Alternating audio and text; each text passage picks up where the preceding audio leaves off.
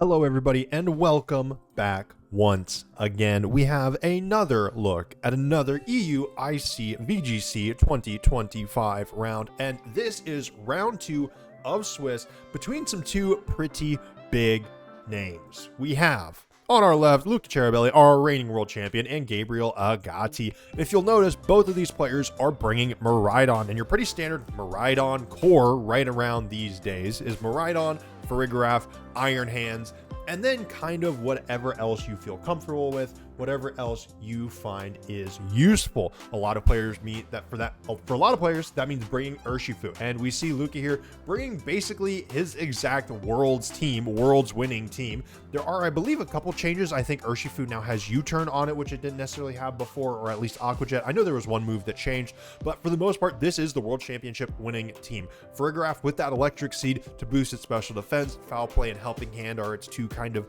additional options, along with Trick Room and Psychic. A very, very standard Whimsicott set with Covert Cloak, Ogerpon Hearthflame Mask. This is a much more aggressive version with Spiky Shield, Ivy Cudgel, Woodhammer, and Follow Me. And then Iron Hands. Notably, the terastallization on the Iron Hands is Terra Bug. Sometimes you see a variation on the Iron Hands terastallization, but this is that defensive Terra Bug, which most of the time these days, Bug has become a very good defensive type in these tournaments, at least for a terastallization. You wouldn't traditionally think of Bug as being a solid defensive type, but it is.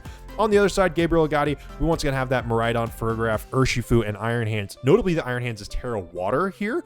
Urshifu Rapid Strike does not have U-turn. It instead has Close Combat, Detect, Surging Strikes, and Aqua Jet. And then the other two partners that Gabriel has are the Incineroar and the Qian Pao. Qian Pao is Terra Stellar, so if it's on the battlefield terastallizing, it's going to be looking to do a ton of physical damage. Incineroar on that other side, Rocky Helmet, U-turn, Flare Blitz, Knockoff, and Fake Out. This looks like very, very similar to what you would see on an Assault Vest Incineroar, but it does instead have Rocky Helmet. It also is that Terra Ghost to avoid opposing Incineroar Fake Outs, makes things a little bit more interesting. It is Choice Specs Miraidon for Gabriel here, and it's, that is really his big special attacker. The rest of the team is kind of built around this Qian Pao being able to boost up the two big fighting type attackers and max out their damage. Both Urshifu and Iron Hands can pump out so much damage. And with two fake out users on his side of the field, Gabriel's really only worry is going to be that Farigiraf, but when you have these two fighting types that can do a good amount of damage to the opposing Farigiraf either way, that's not all that bad. That said, Farigiraf, it's a very, very good Pokemon on both sides here. This Farigiraf for Gabriel, it is Terra Water, also with the Electric Seed, but it has Psychic, Noise, and Roar. Roar is a very, very interesting move for this Farigiraf. It's always going to go last in priority, but it means that your partner Pokemon can go for that aggressive attack. Like Urshifu can still go for close combat and still switch out even though it didn't get to click the move U-turn, because Farigiraf can use Roar to make it switch out. It is a very, very creative and very, very interesting tech that we have started to see on some Farigirafs that has begun to be a little bit more popular. Going into game number 1, though, we have Luca and Gabriel. Luca is leading with the Whimsicott and the Rapid Strike Urshifu. Gabriel leading with the Miraidon and the Incineroar. Fake out pressure is live for Gabriel here. Luca does have the opportunity to go for some priority moves, though. Whimsicott can get an attack off no matter what. Urshifu can go for a Detect. This Whimsicott is under threat from the damage through the Miraidon. If you're Luca, you're very, very aware of that. And for Gabriel, you kind of have to make the call here. What's going to happen with this Whimsicott? It doesn't have Protect on it, but it's going to switch out. It's going to go to something else. Whimsicott can take a little bit of damage. It can take a couple of hits, but it is not a very bulky Pokemon. It is absolutely fragile. Incineroar can guarantee that the Urshifu can't move this turn by going for the fake out here, but if you make a big call, this could be a huge opportunity to get a step ahead, and that is exactly what Gabriel is doing. Switching out the Incineroar, maintaining fake out pressure, bringing the Iron Hands in, giving it that attack boost from the Quark Drive thanks to its photosynthesis. The Detect comes out, but it doesn't matter. Urshifu's not going to be able to detect on the next turn. This Tailwind is still not going to do much when the Urshifu is still going to be unable to move. Draco Meteor comes out, going into that Urshifu spot just to make sure nothing crazy happens here. And now this Whimsicott is in a tough spot. Again, the Urshifu, it's still not going to be able to move this turn. That slot is going to be able to do is going to be doing 0 damage, almost guaranteed, unless Luca wants to go for maybe an Aqua Jet if Gabriel doesn't want to go for a fake out here, which I'd be very, very surprised about. but a potential double detect could do something. I doubt it though. Iron Hands could throw down some damage. And Miraidon, we already saw Gabriel click the Draco Meteor button. That is going to happen again on this turn. It is Choice Specs Miraidon. We see the Moonblast come out into the Iron Hands, takes about 20% of its HP down, does drop the special attack, which absolutely doesn't matter. And here comes the Surging Strikes. There was no fake out here. Gabriel instead wanted to go for maximum amount of damage. Surging Strikes comes through onto the Miraidon, takes down again about 20% of its HP here, but we could see a double KO if Gabriel made some smart moves here, and this damage comes out as much as I expect. The Urshifu goes down. That is going to be a special attack drop on the Miraidon. It is going to be locked in Draco Meteor still. It's still going to do plenty of damage. Don't get it twisted. And we see the heavy slam coming out of the Iron Hands into the Whimsicott, and there we go. We get 2 clean one-shots for Gabriel into Luca's Pokemon here. There's 2 more turns of Tailwind that are still active, and that still might, having that speed advantage could still mean Luca is going to win this game. Luca brings in their Miraidon. Their Miraidon is going to be stronger than Gabriel's. It doesn't really matter about the speed control, or it matters a little bit about the speed control here, but the special attack drop doesn't really matter because Luca is going to get to move first. Ogerpon as well with the Follow Me gives Luca's Miraidon the ability to potentially just start swinging. It has there's very little threat to Luca's Miraidon right now from Gabriel. There's no fake out pressure. Gabriel's Pokemon are all going to be slower, and that Miraidon doesn't have a very strong special attack right now.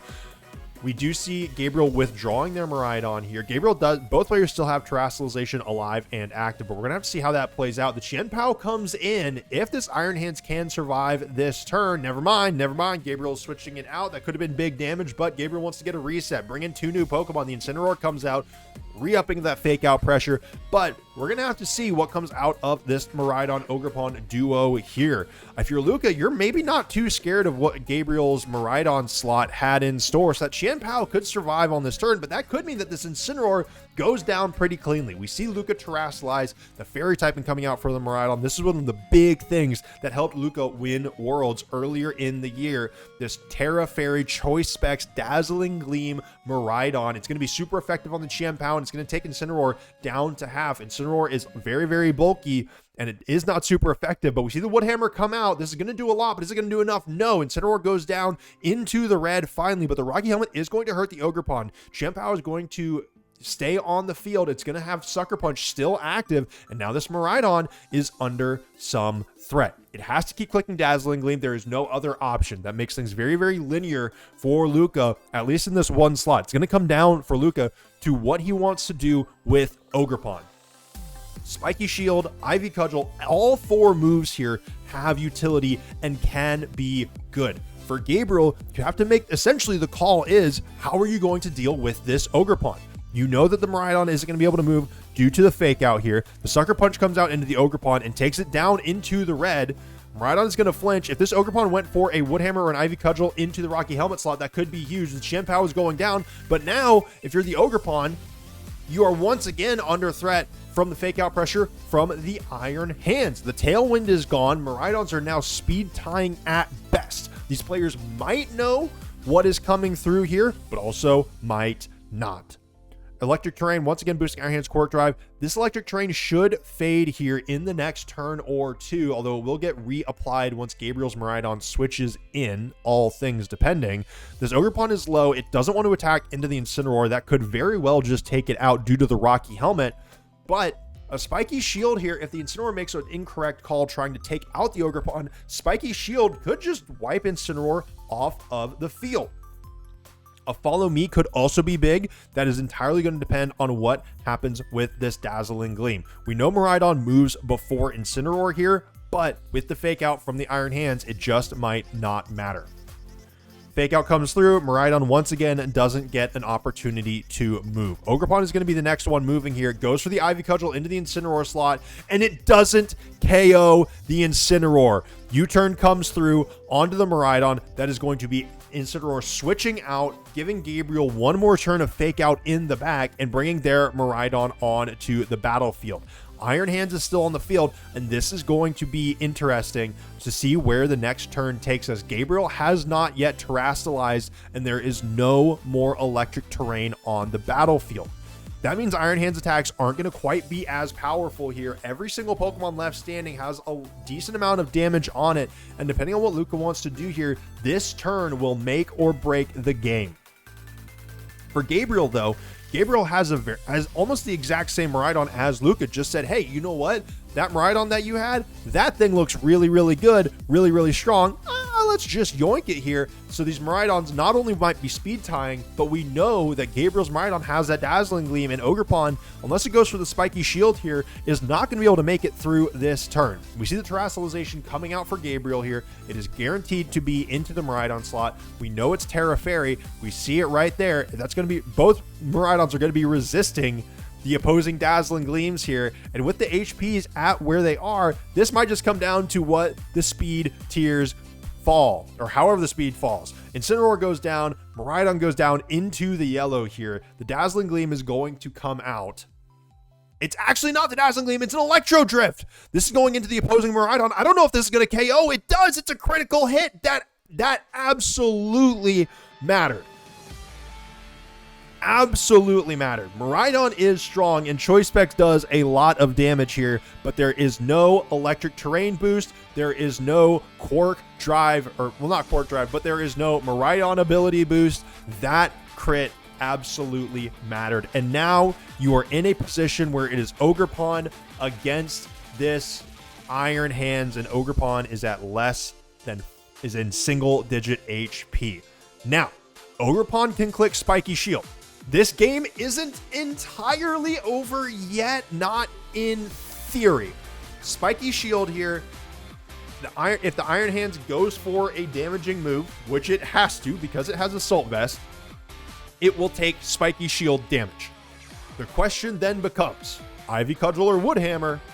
Do you go for the Ivy Cudgel to hopefully get that slightly higher crit chance, or do you go for the guaranteed stab Wood Hammer that is already very, very strong? You will take recoil damage, but the Iron Hands might go down. Either way, you're gonna almost need a crit guaranteed, but it's gonna come down to how much damage the Spiky Shield does. It's gonna be a decent amount here. The Fake Out comes in. We already knew that was happening. A crit here could be huge. It comes down. We know Ogerpon is going to outspeed Iron Hands. The attack boost does not matter here.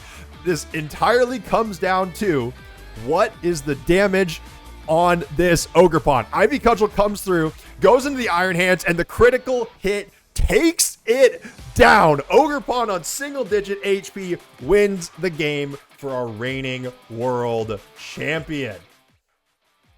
Game one in the books. It was that you cannot get closer than that. 4 HP on an Ogerpon, needing a critical hit to win. If you're Gabriel, that stings. You might have been able to, with a couple of different moves here and there, might have been able to swing that game heavily in your favor.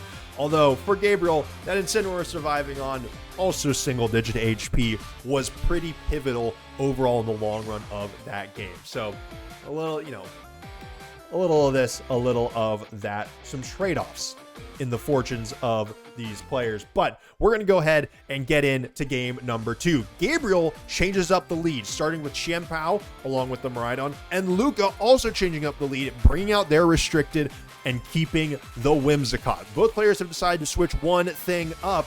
There's no longer any Fake Out pressure on the field, though, and we know that Luca can click Tailwind and get the speed advantage immediately. Sucker Punch is a threat. Ice Spinner is a threat. This Xianpao is going to be doing a lot of damage. A Terra Stellar Xianpao, in fact, could still absolutely wreak havoc on Luca's team.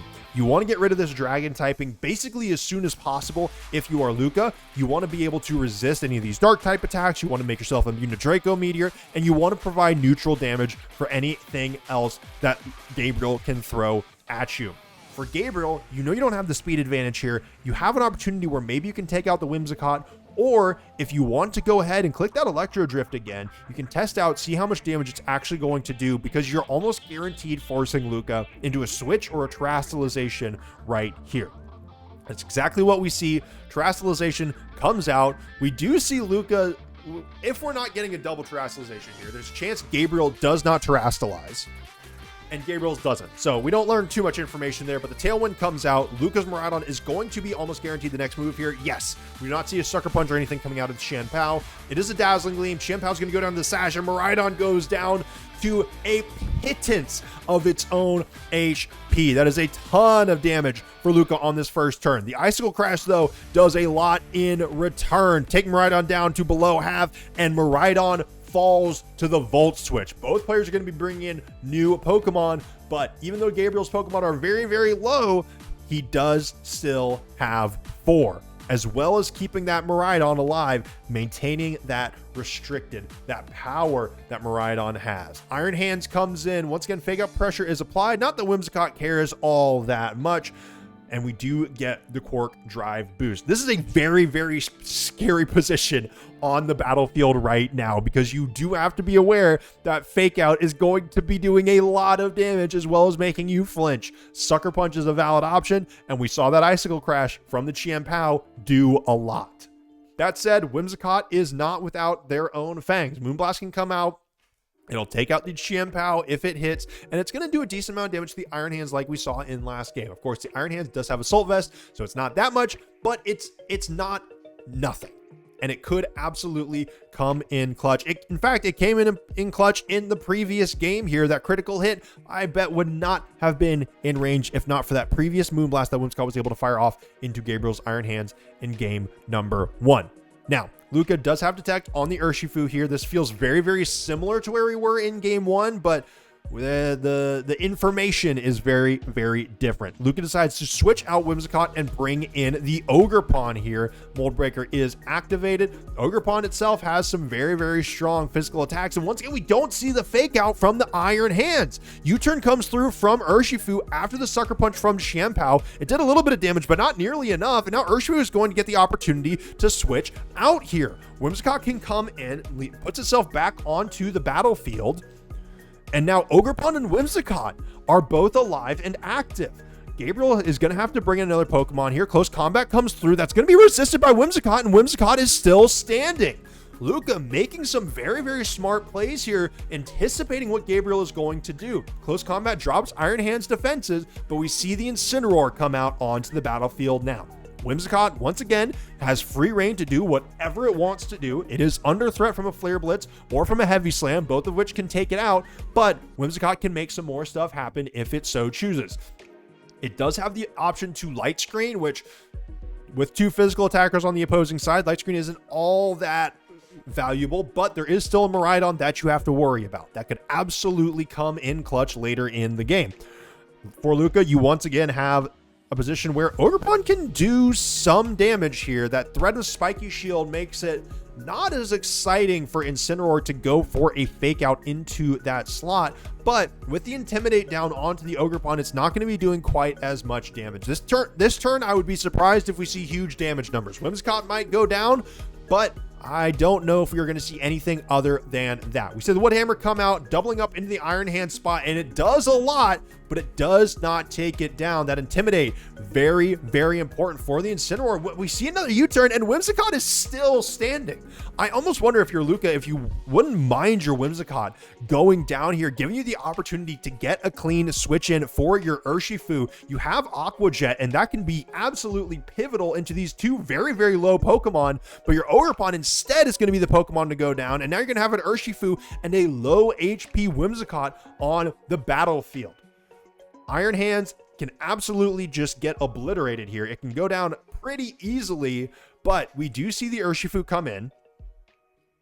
Urshifu, I believe it has Aqua Jet. Yes, it does indeed have Aqua Jet, but I don't know if that is what Luca is going to go for. Because if Incineroar switches in and you go for the Aqua Jet is not going to take out the Incineroar, especially not after an Intimidate. This is a Mystic Water Urshifu, so these water type attacks are what Luca is going to be prioritizing. The other move is U-turn. There is no close combat on this Urshifu, which we have actually seen multiple people adapting into, moving away from those fighting type attacks on Urshifu, instead going with the pure water type boost from the Mystic Water.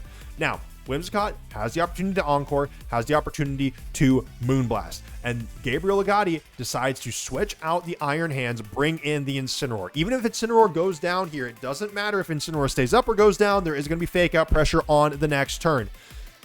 Moonblast comes in, Whimsicott is the first thing that moves. It goes into the Incineroar slot, and Surging Strikes takes out Miraidon. This is going to bring Iron Hands in, but that means Iron Hands and Incineroar are both on the battlefield here. Incineroar is going to have the opportunity to fake out, and Iron Hands got the chance to reset its stats. It no longer has the defense drop or the special defense drop from those two close combats.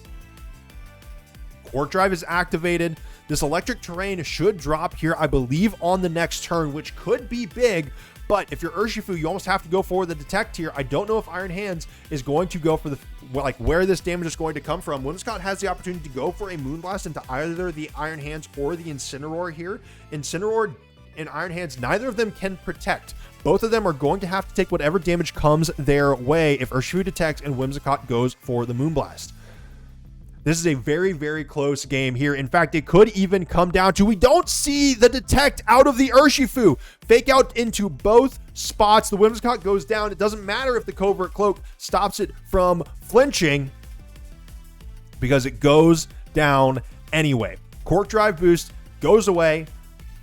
This could be it. Does Aqua Jet take out Iron Hands? That's the main thing that I am thinking here. I think if you're Luca, I would be shocked if you don't try to ensure that this Iron Hands goes down. I guess you don't have to Aqua Jet, right? I don't know why you would have to do it. You are indeed faster than both of these Pokemon. We do see Incineroar terrestrializing here, going into the Terra Ghost type, because why not? You know, you might as well make it happen. Remove that weakness. And actually, this game might simply come down to Rocky Helmet damage.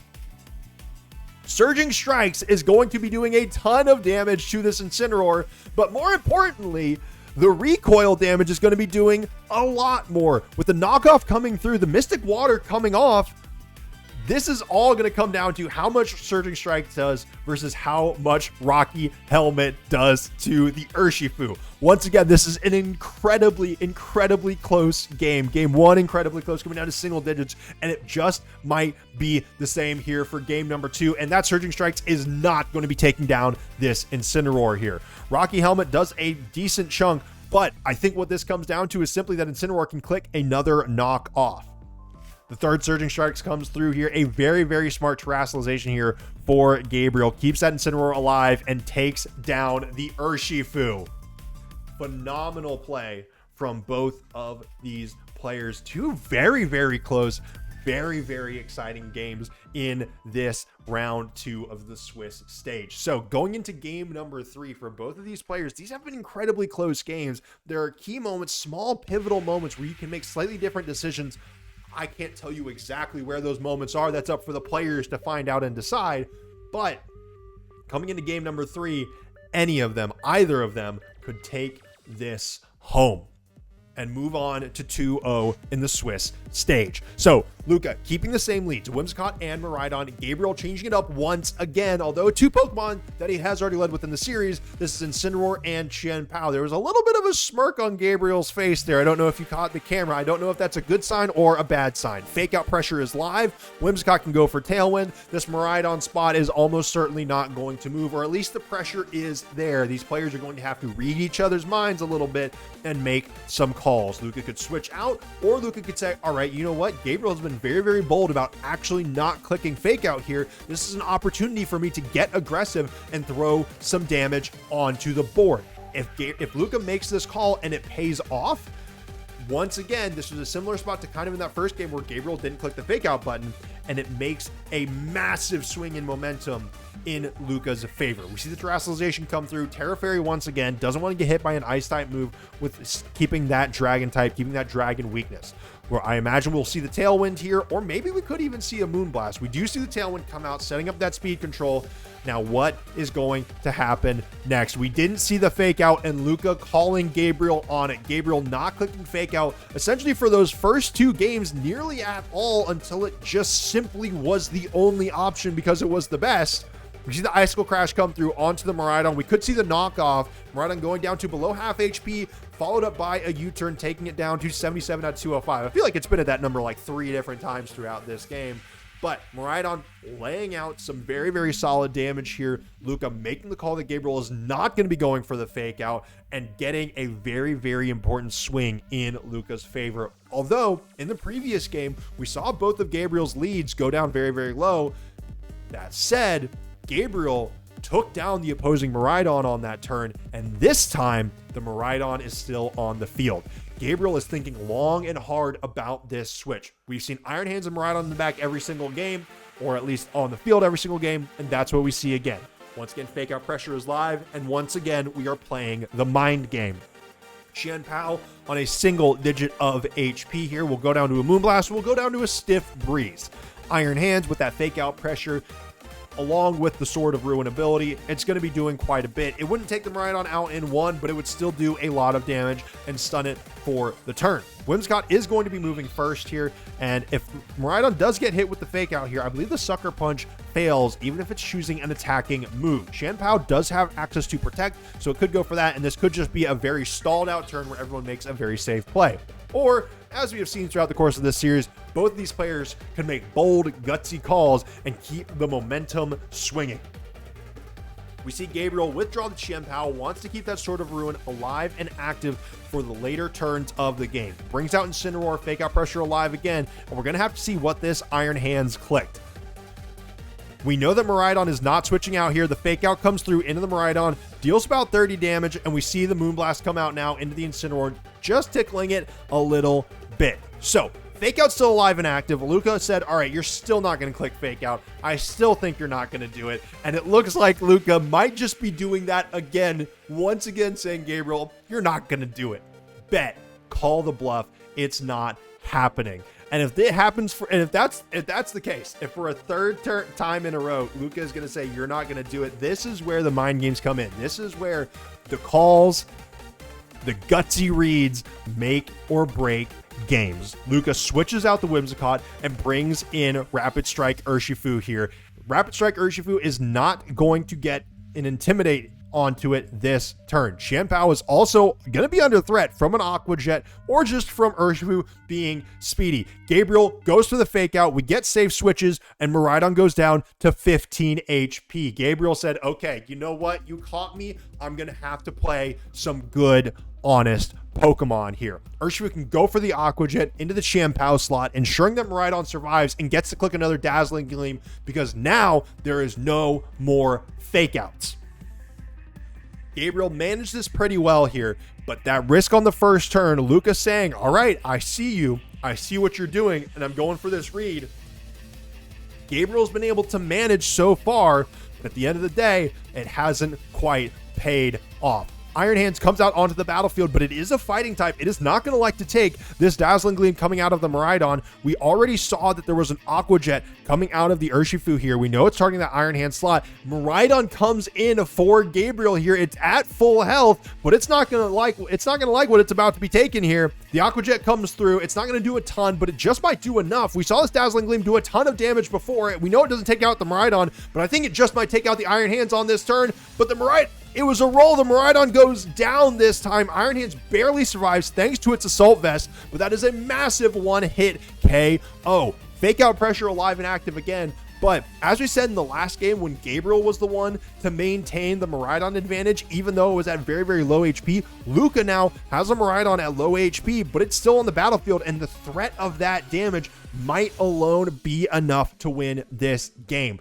Iron Hands and Qianpao are both within range of an Aqua Jet, especially with Sword of Ruin on the field, and this Incineroar is not in a great slot. We haven't even seen Luca's last Pokemon yet. We know it's been the Ogerpon so far pretty consistently, but we're going to have to see if that's still the case. A critical hit fake out with Sword of Ruin on the field does a ton of damage to that Urshifu. We see the Sucker Punch come out. Luca once again saying, I am willing to risk this Miraidon. I'm willing to play fast and loose with it. But a fake out taking Urshifu down to half HP is insane damage. Unfortunately for Gabriel, that Port Drive is going to wear off. I'm still laughing about that Urshifu, that damage on that Urshifu. That is insane. So, Iron Hands is not going to be quite as threatening now. It's still going to be dangerous. It is a very, very strong Pokemon, a mini restricted in its own right. And Luca is taking his time thinking about how he wants to deal with this. There are no more restricted Pokemon on the battlefield. The damage numbers have come down slightly, but so far Luca is in the lead in terms of HP. Priority moves are going to be the name of the game here. We do see the Ogerpon in the back. Both players have brought the same 4. It's just been a readjustment of the leads and the game plans coming into it. Tailwind could absolutely come through here, but if you're Luca, you need to be worried about Icicle Crash. You need to be worried about Sucker Punch, close combats. Those are the main damage sources that you are worried about. This Urshifu, though, if you're Luca, you have to imagine that is your ticket to winning this game. Urshifu does a ton of damage, and it has that big priority move here. Giving the Urshifu the opportunity to take a knockout or two here, try to draw attention to that Whimsicott, try to get that Whimsicott to be the thing that gets taken down, bring in the Ogerpon, let Ogerpon do some redirection, and then move on from there. Both players are taking their time here. These last few turns are where things become pivotal. Aqua Jet comes through finally. Chen Pao goes down. That's going to take the Sword of Ruin off the field, so this Iron Hands isn't going to be doing as much damage with whatever it wants to throw out. Moonblast coming in that Iron Hand spot. Again, just a little bit more damage, and that is enough to take down the Iron Hands. Keeping it simple, keeping it effective on this last turn. Luca doesn't do anything crazy, just goes for the simple move, and it's Incineroar versus the world. Urshifu wins this every day of the week. Even with that Terra Ghost, we know that Incineroar goes down to 3 Surging Strikes from this spot, and with help from this Whimsicott, that is going to be the game. It was a close series, but your reigning world champion, Luca Ceribelli, continues on their winning streak. That was a very, very exciting set. A very fun set to watch, coming down to single-digit HP in multiple games is always a treat. Both players played this absolutely masterfully, but there's a reason that Luca is your reigning world champion. That is it for round 2. Luca moves on to 2-0 at EUIC. We're going to continue looking at more VGC Regulation G in the future, going over all the EUIC games as we continue to explore the format. Thank you so much for watching. Until next time, be safe, be smart, make wise decisions, and farewell.